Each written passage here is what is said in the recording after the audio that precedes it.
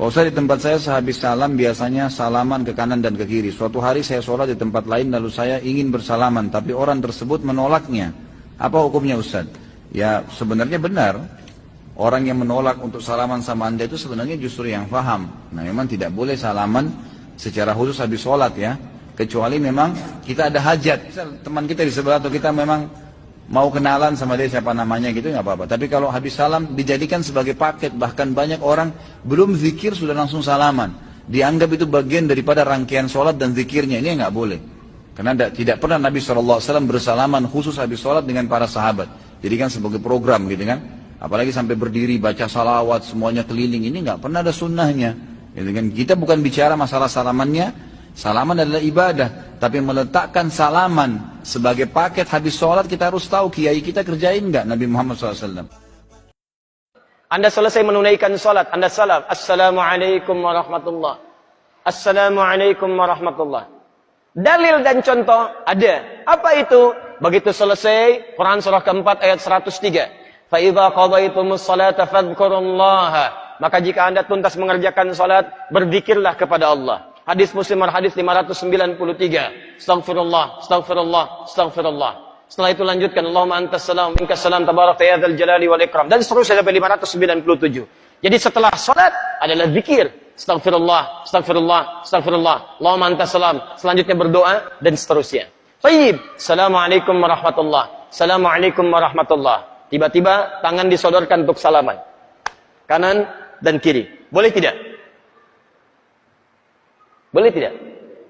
Yang boleh angkat tangan. Yang tidak boleh angkat tangan. Yang wallahu a'lam, enggak usah angkat tangan. Karena waktu kita mau habis di sini. Lihat sini. Untuk menentukan boleh dan tidak, tadi kaidahnya. Lihat, ini sederhana. Cuman satu bagian dari kalimat, tapi maknanya dalam. Boleh dan tidak, jangan asal bicara ini boleh, ini tidak. Anda tidak boleh menghukumi sesuatu di syariat kecuali memahami ketentuannya. Apa landasannya? Mana dalilnya untuk menentukan boleh? Anda tidak paham dalil, jangan bicara hukum. Kata Imam Malik, Anda hafal 100.000 hadis tapi tidak memahami isinya, jangan bicarakan tentang hukumnya. Apalagi Anda yang tidak hafal hadis baru tahu terjemahannya, tiba-tiba memberikan hukum pada orang lain, itu yang bahaya. Awas, hati-hati. Nah, bagaimana menentukannya? Apa dalilnya? Tayyib. Hadis riwayat At-Tirmidzi menyampaikan dari Nabi SAW, "Ma min muslimaini yaltaqiyani fayatasafahani illa ghufira lahuma qabla an yatafarraqa." Tidaklah dua orang muslim bertemu dimanapun kapanpun. Catat kalimat itu. Dimanapun kapanpun. Mau di dalam masjid, mau di luar masjid, mau di kantor, mau di rumah, kapanpun dalam kondisi yang dibenarkan. Mau setelah sholat, mau di luar sholat, yang dibenarkan. Karena di dalam sholat gak mungkin. Allahu Akbar, Allahu Akbar. Mustahil. Dalam kondisi yang dibenarkan. Ba'da salat, Assalamualaikum, Assalamualaikum. Di luar masjid, fayatasafahani, tiba-tiba keduanya bersalaman. Salaman. Ghufira lahuma qabla an yatafarraqa. Maka diampuni dosa-dosa yang pernah melekat pada keduanya. Pada keduanya. Ini pernah membicarakan keburukan pada orang ini pernah berprasangka yang tidak baik, tiba-tiba salaman. Tapi salamannya menggunakan tasafah. Dari kata safaha, sesuatu yang lapang hatinya. Jadi ketika bersalaman itu ada kelapangan dalam hati. Masya Allah, salaman. Maafkan Pak ya, kalau selama ini ada yang khilaf, saya juga sama. Jadi lapang suasana hati. Itu begitu belum lepas ini, digugurkan dosa-dosa yang pernah melekat di antara keduanya.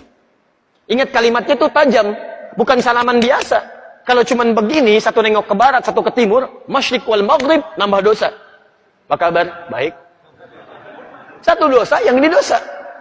Jadi begitu Anda salaman, saya tasafahani, lapang hati, ghufira lahum qabla an yatafarraqa, turun ampunan Allah pada keduanya sebelum dia berpisah. Begitu berpisah, sudah tidak membawa dosa di antara keduanya.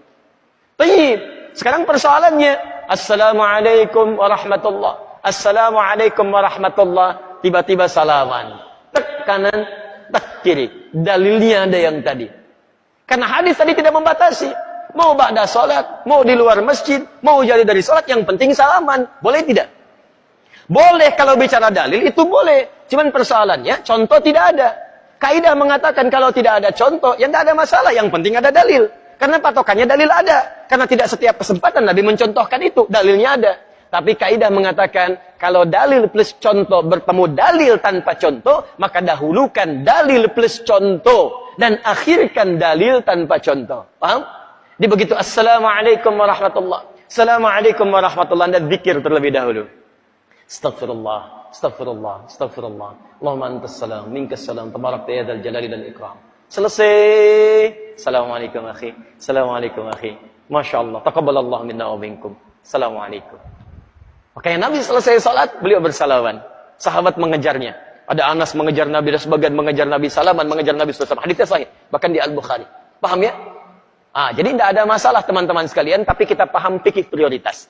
Kecuali ada orang yang belum paham, tiba-tiba Anda sedang berzikir, astagfirullah, astagfirullah, tiba-tiba tangannya begini kepada Anda. Anda sedang berzikir, tangan sahabat Anda diulurkan kepada Anda seperti ini. Assalamualaikum. Mana hukumnya? Menjawab dulu salaman, atau Anda kemudian meneruskan zikir Anda? Assalamualaikum. Astagfirullah. Hati-hati. Setiap penghormatan pada seseorang, maka kaidahnya menjawab penghormatan itu wajib hukumnya, didahulukan dibandingkan meneruskan sunnah yang dilakukan. Menyampaikan salam sunnah, menjawab salam wajib hukumnya. An-Nisa ayat 86. Fa idza hayyitum bi tahiyyatin fahayyu bi ahsana minha wa radduha.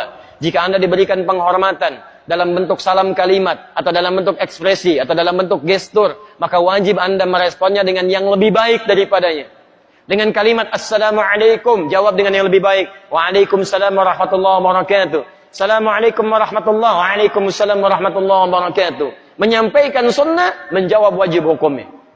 Maka dalam keadaan Anda berzikir, ada orang menyodorkan tangan, respon tangannya. Waalaikumsalam. Zikir, astagfirullah. Astagfirullah. Merespon, please ada nilai dakwah di dalamnya. Paham ya? Assalamualaikum. Astagfirullah. Cari masalah Anda. Cari masalah. Gak direspon. Jenggot baru 3, gak ngerespon. Jadi ke jenggot tadi ya.